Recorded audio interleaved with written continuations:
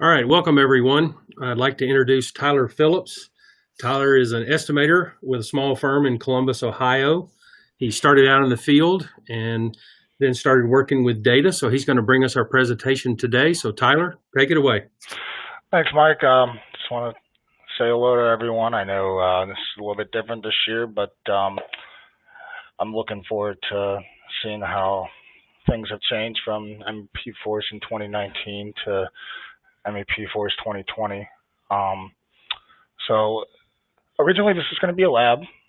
We had to shorten it up. So what I wanted to do that's different this year from last year, if there's anyone that was here last year, is kind of run through the same material about how Power BI can help you navigate your fabrication content and go over that, and then also try to screen share some other examples and get a little bit more interactive with that, whereas last year it was kind of, just being only able to really be able to show the videos. So without further ado, get started here. So the real crux of how I got into Power BI and what its goal is generated from how on any given day, we're doing these repeated processes that involve, some sort of copying and pasting from one Excel file to another, trying to navigate through a bunch of folders, and then,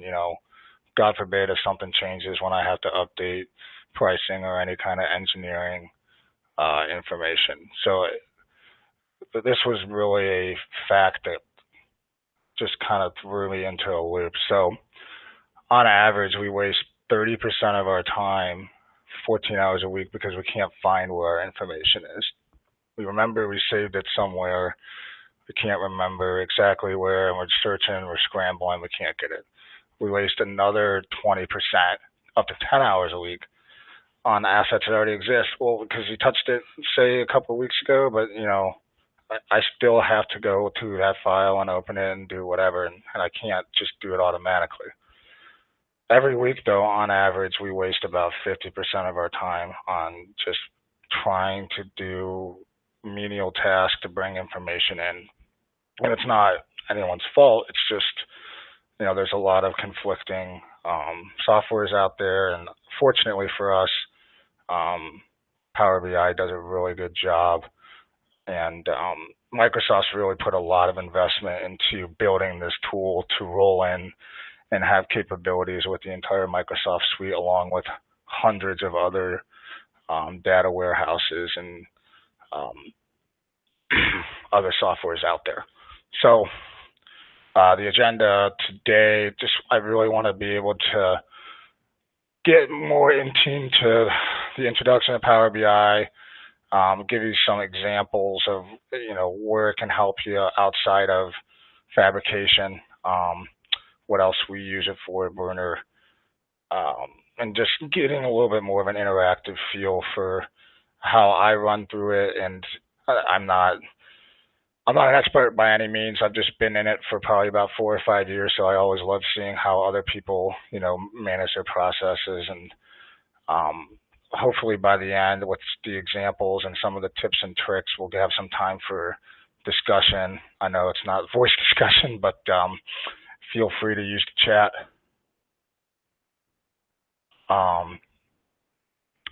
So let's see here. I'll move on to the next slide. So the overall crux of how Power BI was generated, it was actually an add-on in Excel. This was used roughly up to about 2014, and they built a desktop version that can also be used online. However, they realized they had to put it into a separate program that allows for the separation from all of your Excel files or wherever other locations you're getting information from, and using it to get your information into one spot. And the best way I can describe it is it's a train station for all your data. But unfortunately, for most people, when they see their first diagram of how it works, they see something like this. And sure, maybe 4 years down the road, once you get all of your processes loaded in, it could look like something like this, but it's really not this complex. And, people often, they think this when they're trying to figure out what the heck's going on.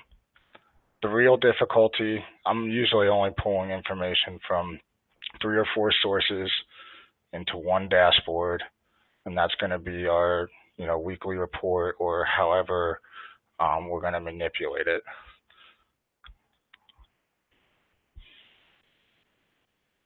So Power BI is built up of 3 components, and the major back-end component that runs this program is called Power Query. And yes, they keep using Power, but Power Query is where your data sandbox is, and that's where you're going to collect your information. You're going to extract it.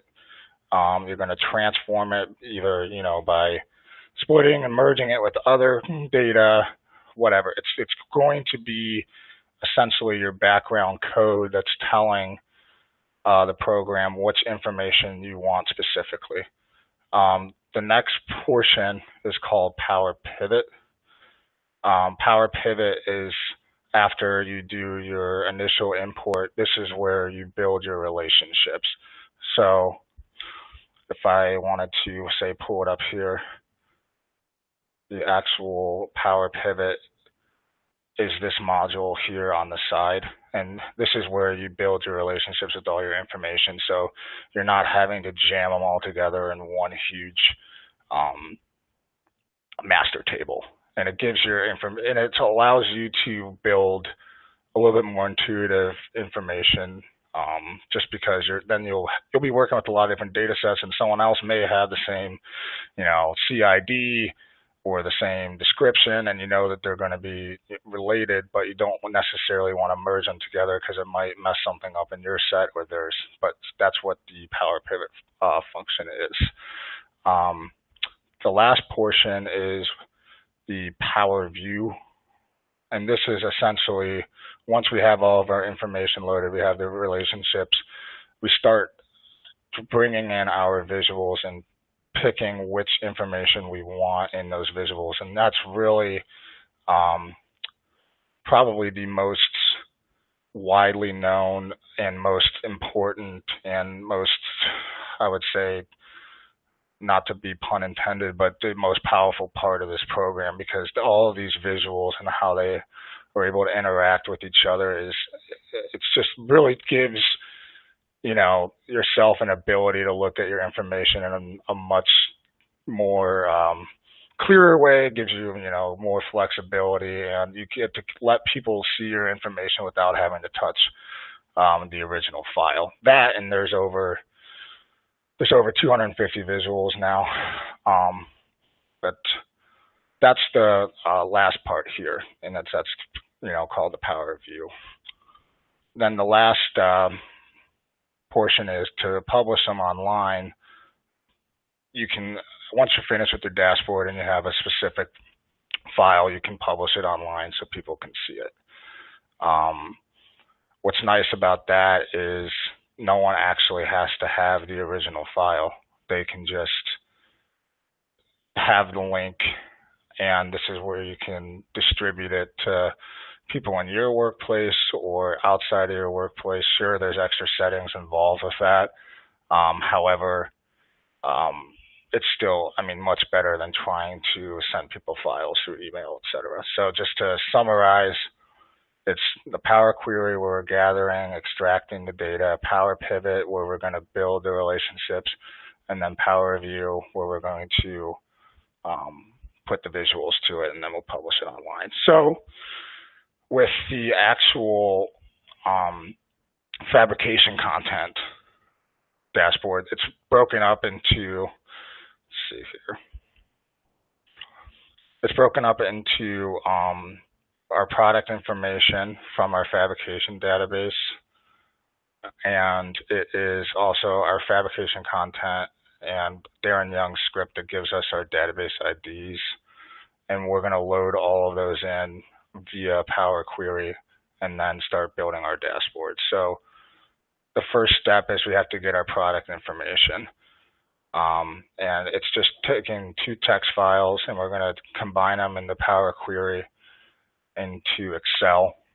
And it's just a basic first level step that is able to just kind of show, initially, let's see here, I'm going to just hop out of this and go right to here since it keeps wanting to jump ahead on me. But it's going to be product information, our supplier info. We're going to just merge them in Power Query and give us an Excel file that every time that we paste a text file in from our fabrication database, it's going to combine them. So the goal, once we get to merge these two files together, is it's going to give us a master table that has our supplier information and our product information. So this is how I used to do it. Sure, there's apps that can export this, and all we're looking at here is our product information editor, and then this is VS Code. So I'm taking my product information and I'm pasting it in, and then I'm taking my supplier info and I'm pasting it in. I know some people have a more automated way of doing this, but this is how, when I originally put it together, just to show that this Power Query function can also be used to merge text files in Excel, just to kind of preload the information instead of trying to make Power BI do it all. So what we're doing here is we're saving these two text files as separate text files once we've pasted them in. So that's what they look like. We're going to save them. Next step is we're going to open up Excel, and it's part of this get data from file to text. So where we just saved those text files, now we're going to bring those in and we're going to import them and merge them together. So whenever either one of those text files gets updated or resaved, they will be merged continually in this Excel file. So what that just opened was Power Query, and I'm just going through and I'm renaming the columns. What's important about this, though, and what's really helping just in general with Power Query, of getting away from these massive Excel sheets with so many formulas loaded in them and different column names, what's being done here is, as I'm changing these column names, it's recording these steps. So every time that gets updated, it's going to do all of this for me, no matter what. And if there is, some sort of error, you're going to see it in Power BI down the road, and it's going to trip something that's going to say, hey, look, there's either a new column or whatever in this text file, or something has changed, yada yada. So that was our product info. Now we're going to repeat that step, and we're going to get the supplier info that we had there, import it.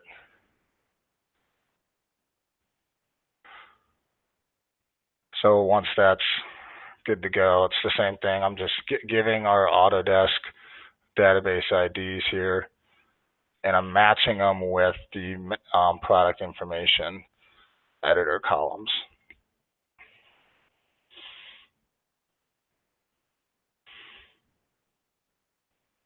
So the next step here is, now that we have these two separate files, we're going to merge them.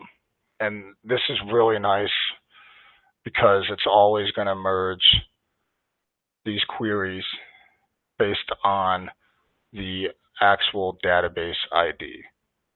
And and that's what's important. If there's anything that's different, those aren't going to match. It's going to be like only so many of these match, and you're going to know you have something different between your product information and your supplier info. So once we have that merge, it generates this next table, and we're going to expand them out.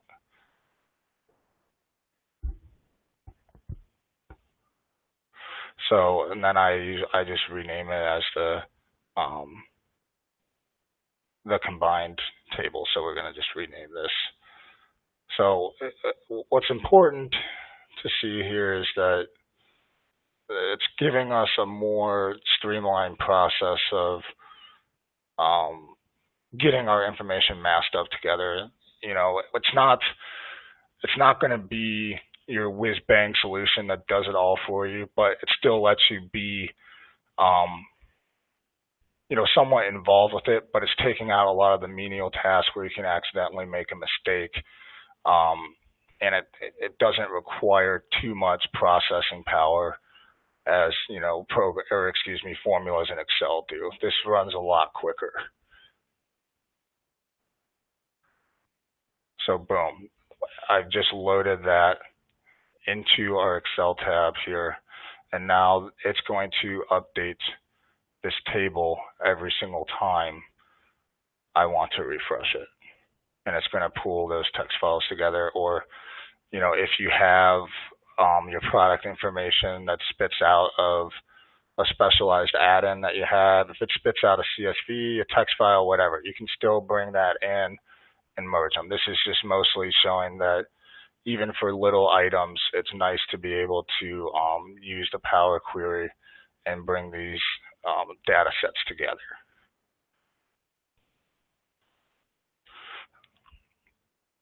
So the next step, since we have that Excel file made, we're going to now grab an entire folder that has our Autodesk fabrication content, and we are going to bring that in along with Darren Young's script that's just going to give us the database items, because what we're generating here is we have our product information, we have the fabrication content where down in the base level of every folder, the images have to have the same name as the database ITM. And it's linking everything to those ITMs with the database IDs that's going to give us our intuitive dashboard. So that's what this is introducing here. So for this step here, now I'm opening up Power BI. I'm going to go and get data from a folder, which is where our Autodesk fabrication content is going to be.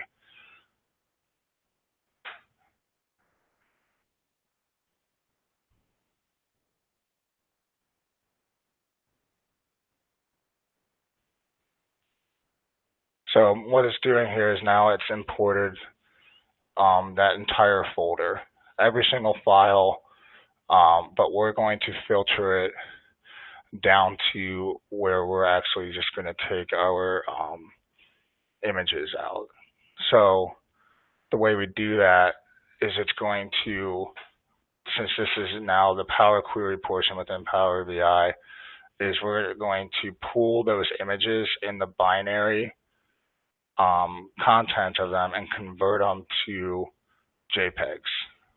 And this is how you can generate, you know, formulas within Power Query. So this is kind of like a hybrid between an Excel formula and a little bit of coding, but it gives you the ability to do all this downstream without affecting a file or the original data source. So it's nice to get to come in here, and if there's an issue, at least you have a peace of mind knowing that it's not manipulating the files or the data sources themselves. You're only manipulating and creating information within here. So now I have that binary data. I'm going to filter out for the PNGs and JPEGs. And, you know, you can filter out anything. What this is doing is just a user interface to give you kind of like, it's almost like a large if statement. Like if this column extension equals JPEG, capital, or PNG, it's a much cleaner way of being able to filter out information without trying to write an if statement formula.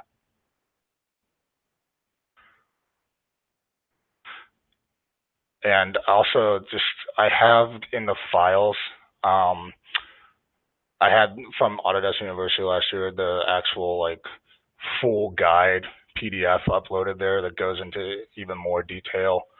I've also uploaded the actual Power BI file, and then I'm going to also include some of the actual scripts for Power Query in there as well. So I know I'm flying through this. Also, all these videos are on YouTube too, so the YouTube links should line up in the actual PowerPoint. But now that we have these images filtered out in our database, I'm taking that binary information we created earlier and I'm putting this in front of it. So when we add a visual, it's going to recognize that binary information as images.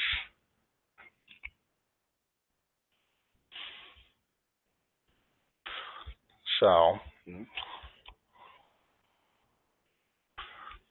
the next step that we're going to do is bring in our Darren Young's code script. So wherever that is, but this is going to be nice because it's going to give us just a clean export that we know is truly ripping from our fabrication database with all of our database IDs, and we're going to use that kind of as a master table that has our database IDs that we're going to be building relationships to.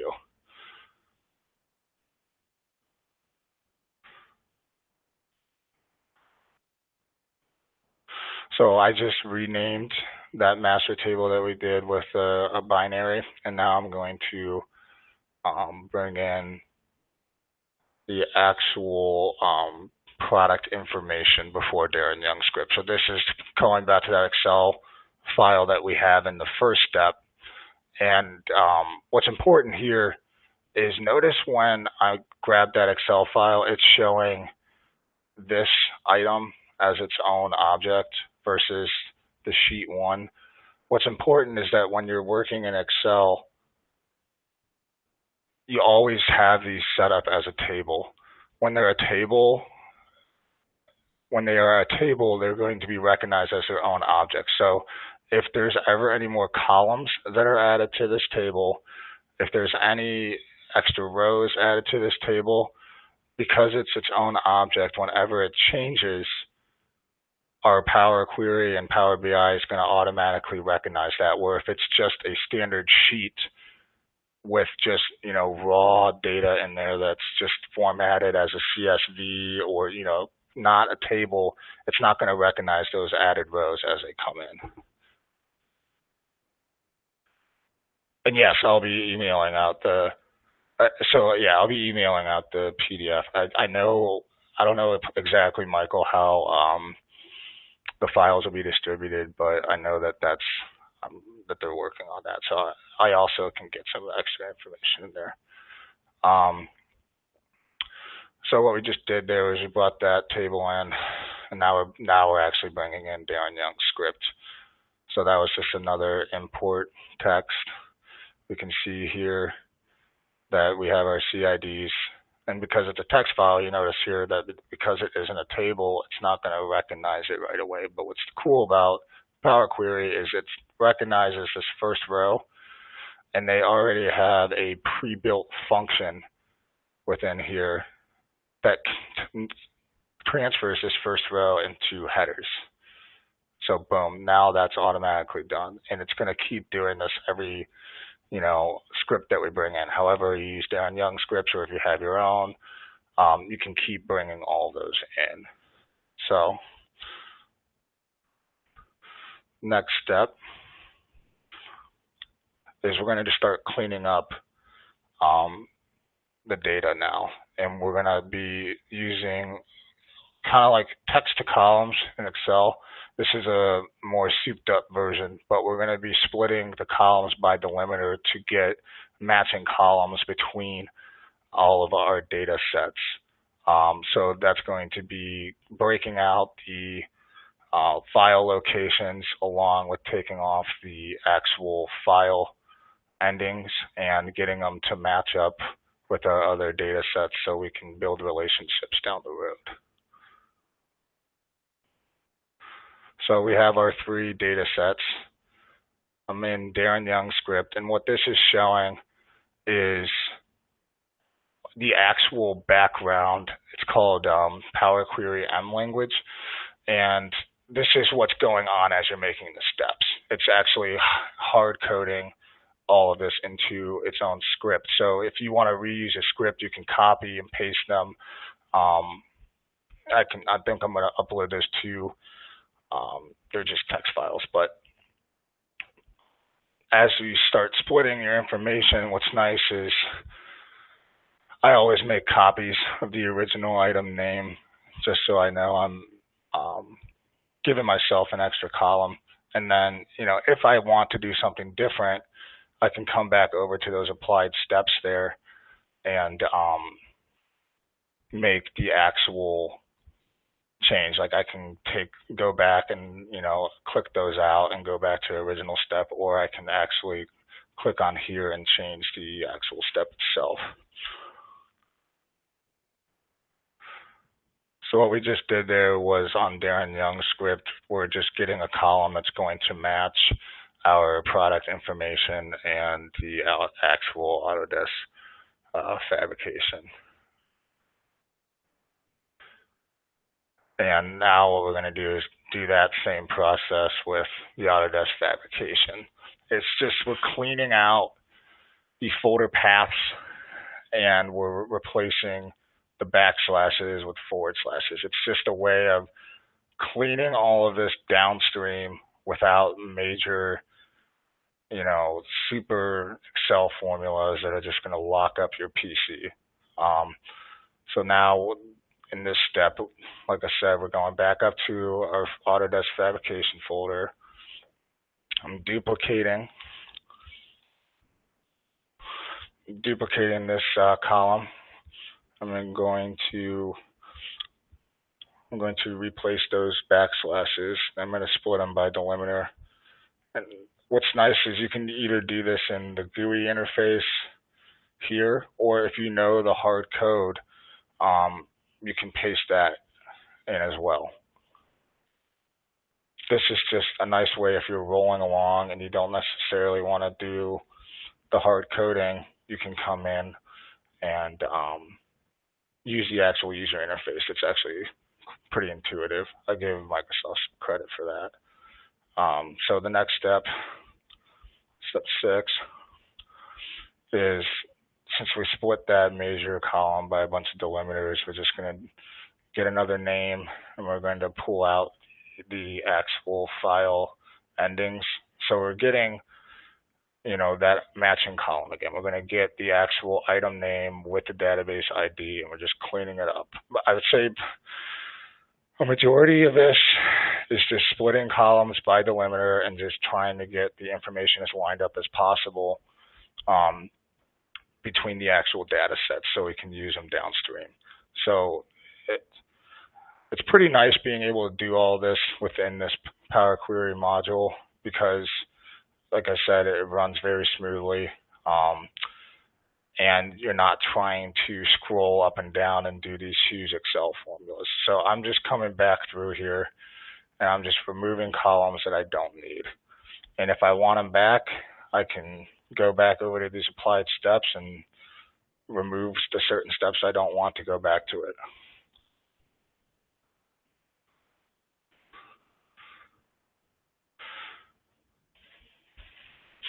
So I'm just telling it right there to split by delimiter and take off the last period at the end there. So now we actually have our true ITM name. And that's our image name as well. And then I'm just coming back here and renaming the folders just to make them cleaner. And that's really down to your own preference. I try to keep things somewhat organized because you'll start doing a lot of these duplicates and delimiters, and it just does that by default. It'll do a copy and put a digit at the end. I like to clean them up a little bit more. So we have that name now in our actual fabrication content.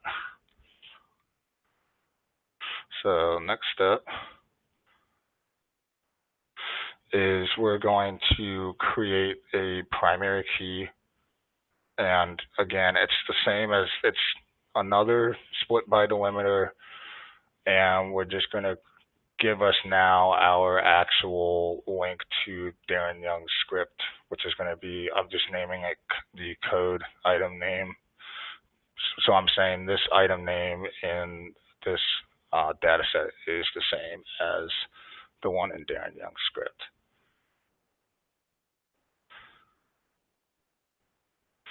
So we have that image name, but we need to get this folder path here. And we're going to just put the, we're going to replace these backslashes with forward slashes because that's how it comes out in the actual Darren Young script. And his ends at the IPMs. That's just how it works with the Autodesk coding as well. So that's what this particular step is doing. Just because you want to create as many potential links that are cleaned up that could potentially be used downstream. You can go right ahead and after you have one link or one relationship, plow forward, but I always find it's easier as I'm getting in tune with the data set to create as many relationships between all of them, just so I have more options when I'm trying to build the dashboard at my fingertips. So really, it's just a practice I use, trying to get as many options as I can down the road.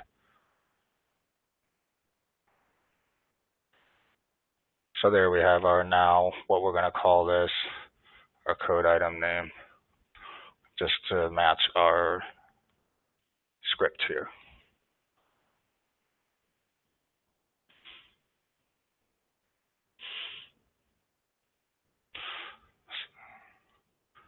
So in step 8 and 9, the first part is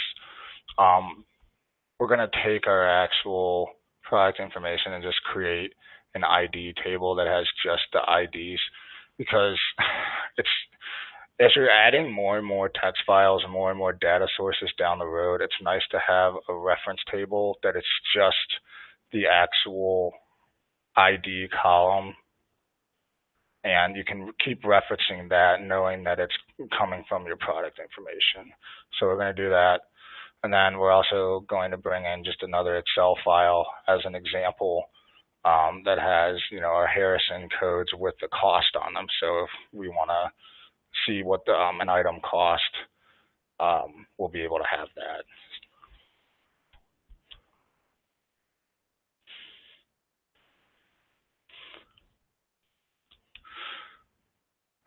So now I'm going back in this product information here. We have our database, our Darren Young script there. I'm just going to reference that. And this is always going to, it's essentially a query built on top of a query. I know it's kind of nerdy, but it's just going to reference that original step. So it's just segregating the information for me. And I now have a table that is just my database IDs with no duplicates. And if there's any point downstream that there is a duplicate and then it gets jammed up based on a merge, it will trip an error. So it's nice to have your information tied to this instead of your original query there, because sometimes you'll get into 40 queries deep, and just to have just a clean table that you're looking for makes things easier.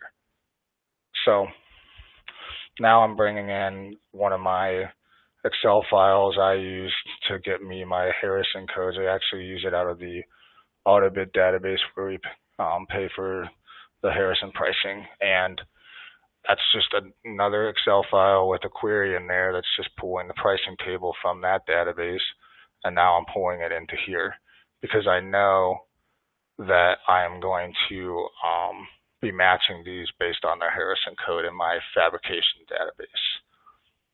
So that's what we just did there.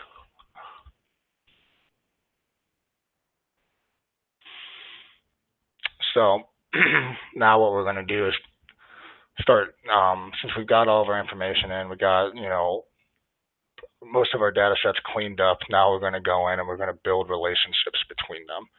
So what this is going to do, we're going to go out of our Power Query and we're going to go into the Power Pivot portion, the data model here, and we're going to build the relationships between Darren Young's script and our product information and get them lined up with our fabrication content.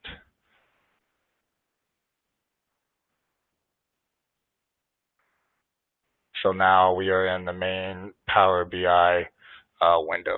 The newest version, they've changed the ribbon, but the functionality is still entirely the same. There's a little bit of added functionality now, but it's still the same program.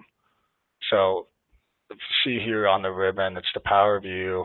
This is where you can view the data without going into editing your queries, and then we're going into the Power Pivot data model here. So now these are our tables that we just had in Power Query. So we have Darren Young's script, we have the ID table, and it's going to recognize a lot of relationships automatically, which is nice. I like to use this if I'm looking into another database. I can see all the tables without having to try to crunch through an Access file or use an IDE to look at the SQL tables themselves. But what we're doing here is we're just linking all these tables together, and we're going to take that code item and then our item name has a relationship, the ID from our ID table, the product information ID, and the Harrison IDs.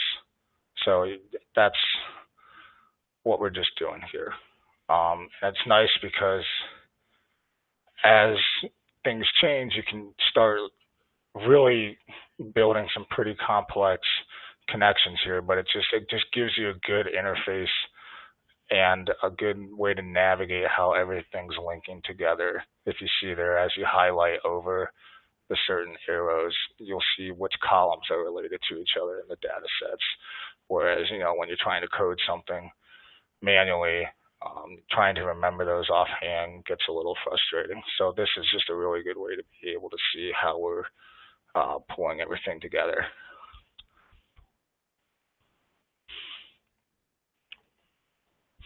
So once we have that, the next step is to start building visuals. It's, I think, honestly, the most fun part, and also can be the most frustrating, but it forces you to really get in tune with the information that you're using and what works and what doesn't work. When I click on a certain item, it's not pulling the rest of the information together. Like, okay, now maybe there's a disconnect somewhere in my information. So the big thing is, it's just the function of being able to pull these visuals in. There's visuals that are preloaded, which are over here, which are your default ones, but then you also can pull them in from the marketplace. And this is just where they have all the other developers who build visuals. They upload them there. And they've been adding more and more in these over time, which is why actually now they came out with the new visual with these chiclet slicers that we'll see here later. But what we're doing with this specific one is it's just an image. So this is now where we can see all of our database items based on that image URL that we created earlier with the binary behind it. And it's just going through and getting the best fit, make things look all nice and clean. And I'm just essentially now I'm building slicers, which are just filters for whatever information from all my data that I have. And as we start building these slicers along here, once they're clicked, once an item is clicked, it'll shuffle and filter all the other information. So it just gives you a really quick and clean way to look through your database instead of trying to scroll through all the Excel files that you have, or trying to dig down deep into a folder. This just gives you a much more interactive way, and then being able to share with other people, how what we have in our database, what we need to add. All right, why can't we make this family? Well, we don't have the content. What do you mean? And you can say, well, boom, boom, boom. We don't have, whatever this orbital well or yada yada stuff is. So all I'm doing here is just adding all the visuals. I did there is I added a few more slicers, and then this is the actual table. And I'm just creating a duplicate version of how everybody has these Excel sheets with the product information in them. And there's a lot of things you can customize, which is really cool about this, is you can really give yourself a professional looking report without a lot of, programming knowledge. It's just, once you have everything lined up, it starts to really come together, and that's what's pretty neat about how this program operates. So what I'll do is I have this uploaded. The only difference between this dashboard and the original is they came out with a new slicer. It's called Tile Search, and that is where you go into App Source, and it pulls up, which visuals you're looking for. So it's the same process. They just update the interface, once a month. So as we add those in, I'm just adding it in again. It's going to say you already have that, and I'll update it. But it's the same as the original ones. But now what we can do is say, I want to do, stainless. It now has a search function, whereas before this wasn't available. So now I have everything that's hit with this stainless steel tag. And you're like, okay, well, why isn't there all of these showing up? Well, because in the standard Autobase or Autodesk database, there's a lot of different names for stainless steel. So you can fly through here and see, which stuff that, which stuff doesn't line up exactly how you want it to. And once you get drilled down to that, you can really get rolling here. So the way I use it is I'll just get down to a certain item. Do I have it? Or I don't like how this is organized. And let's say if I just knew it was this item right off the bat, say if I want to change all of these to like ball valve 2, well then what I can do, since I have it filtered here, so I can export it, say to there, we'll say this now, we'll say data to data, whatever.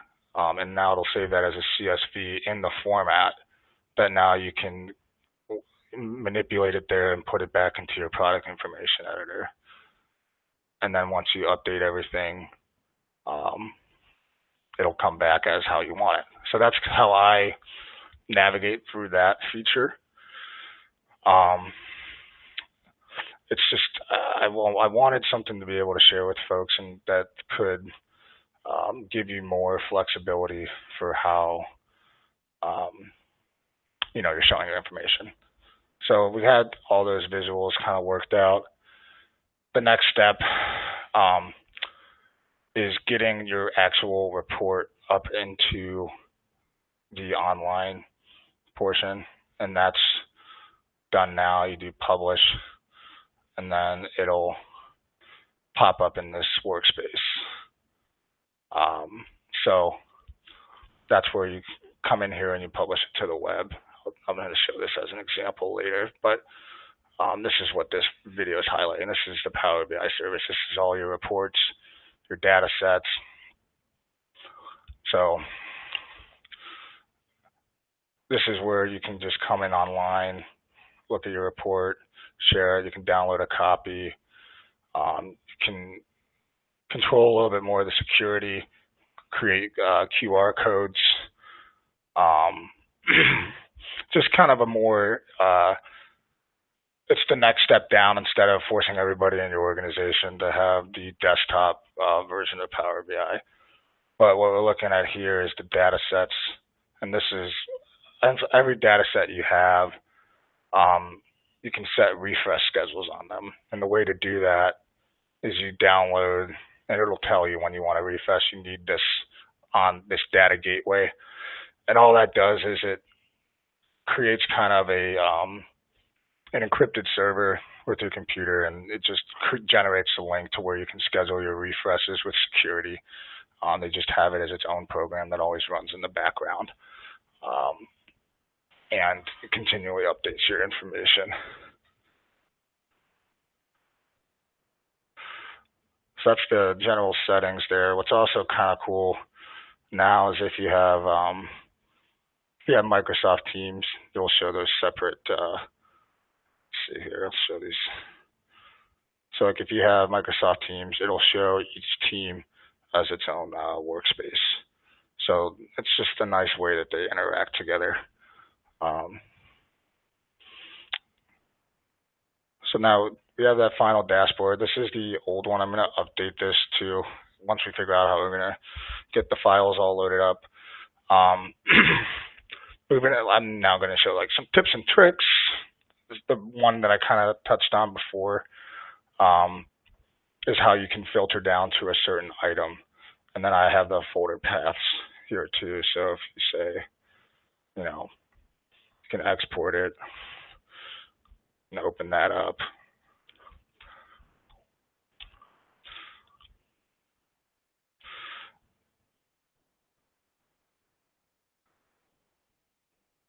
And it's just, I like being able to do that instead of, like I said, in your master Excel file. And what's nice is that mostly everyone can access this within your organization.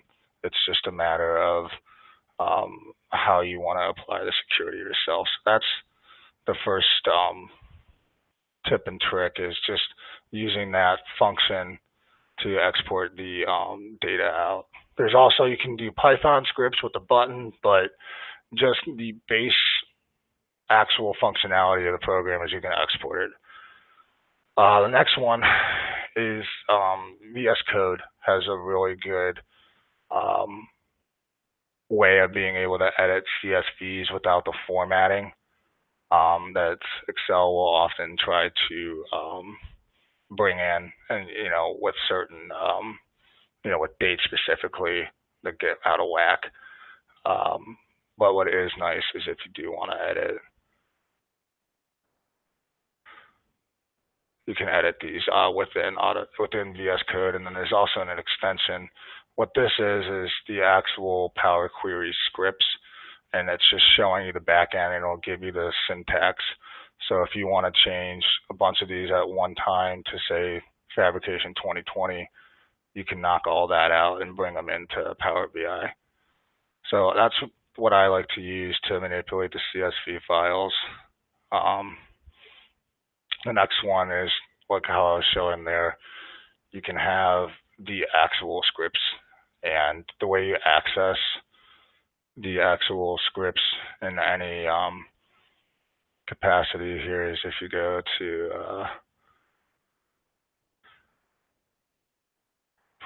so this is actually one of the nicer things that they've brought in with the updates.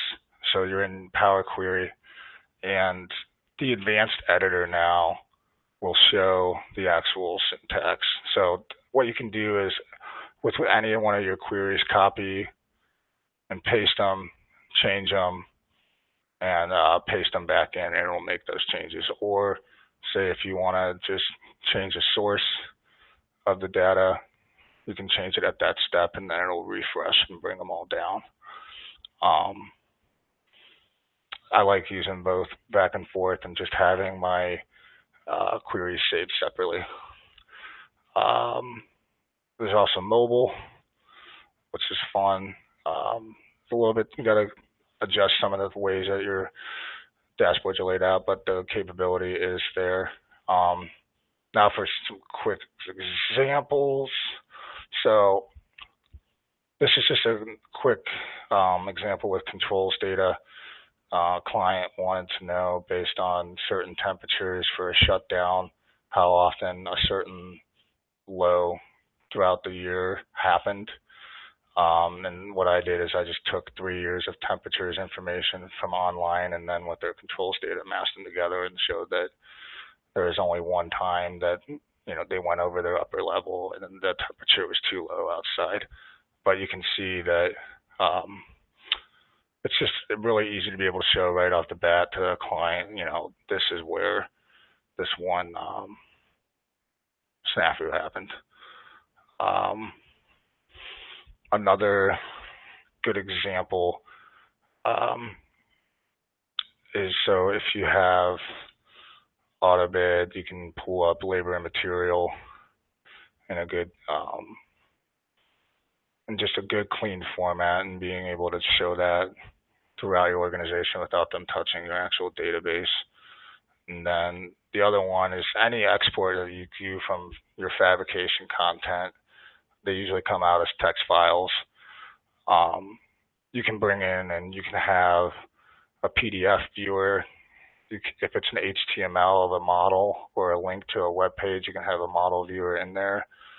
So this is one I'm kind of been working with here, is having an actual model viewer within a work order report. So yeah, there's a lot of things that I don't think that have been totally utilized yet, but you can see that making the information as interactive as possible in one spot really does pay back its dividends. It's just figuring out which information you want, which processes work best for your firm. Biggest errors that happen are data source errors. That was what I fixed earlier. It can change a source. Usually it'll give you an error right away. It's just the same thing as it is in Excel, but the real sweet spot for the future is just being able to get everything all in one spot with the information, and being able to have the flexibility to put the information that you want in there, and not having to upload it to a bunch of different spots, but just giving you flexibility. And I really think PowerBi, if it's utilized right, it's a good low-cost alternative, so you can figure out what things you need for your firm, which things you don't. So with that, I think I'm ready for questions. I know I kind of flew through that, but biggest thing is just, getting all the information out there. So, Michael. Thanks, Tyler. One question has come in so far in the chat window. It is, how is the Harrison information relationship connected to the fabrication ID? Where are you getting the match between the Harrison information and the fabrication item ID? So the Autodesk fabrication content, since we actually have within our product information in the suppliers, there's always a separate ID. So like when you open up the product information editor and you have to do product information or suppliers, both of them have the actual ID, and then depending on your database, they'll have the Harrison code. It just so happens that with my specific Harrison import, all I did was I just ran a match between, a Harrison dump from AutoBid based on the actual Harrison code. So that's what I'm doing. I'm doing a link between the supplier Harrison and the actual Harrison ID to give me those. Does that work? Let's see. The person that asked the question, if you need a follow-up on that, type it in the chat window. In the meantime, Tyler, the next question is, what is the model viewer visualization made of? So that is an open sourced platform on GitHub. It's called WexBIM, and all I'm doing is what's nice with XBIM, I'm sorry, is that you can bring in any model and convert it into a HTML or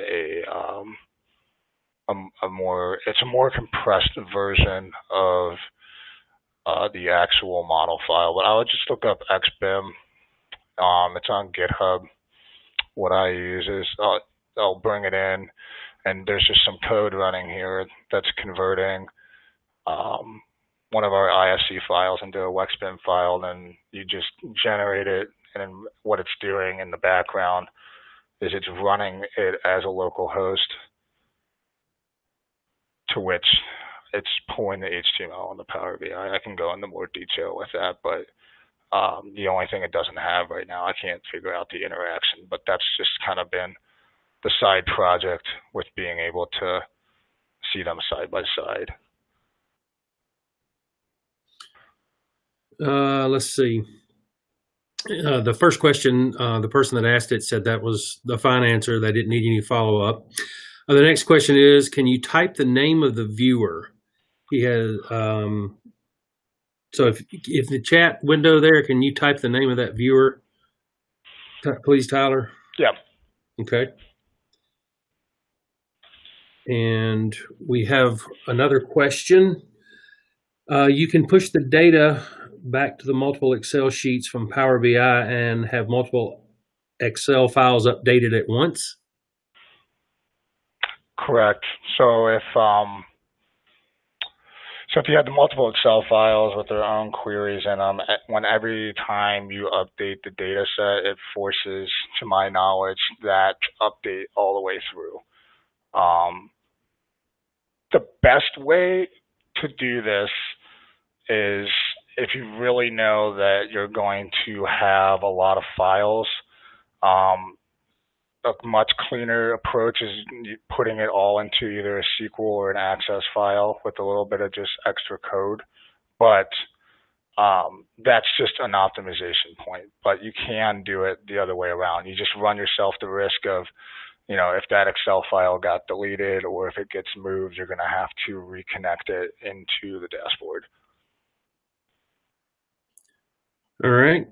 Well, Tyler, there are no more questions at this time, so we'll close the session out. Thank you for today's presentation, and look forward to seeing everyone on a different session. So have a good evening. All right. Thank you, guys.